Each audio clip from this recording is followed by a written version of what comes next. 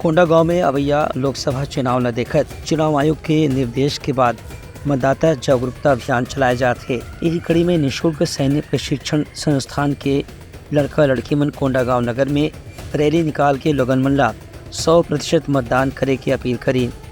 ये रैली नगर के मुख्य मार्ग से शुरू होने के बाद डीएन के मैदान में संपन्न हुई, जहाँ की निःशुल्क सैन्य प्रशिक्षण संस्थान के लड़का लड़की मन स्थानीय मतदाता मन से चर्चा करी और मन लोकतंत्र के महत्व के बारे में जानकारी दी। बता दें कि 19 अप्रैल के बस्तर लोकसभा सीट और 26 अप्रैल के कांकेर लोकसभा सीट पर मतदान होना है। ये मौका में अखिल भारतीय पूर्व सैनिक सेवा परिषद के कोंडागांव के संरक्षक और बस्तर संभाग प्रभारी सुब्रत साहा, जिला पुलिस बल के अधिकारी और करीब 450 लड़का लड़की मन मौजूद रही। Bureau report Uttarakhand news.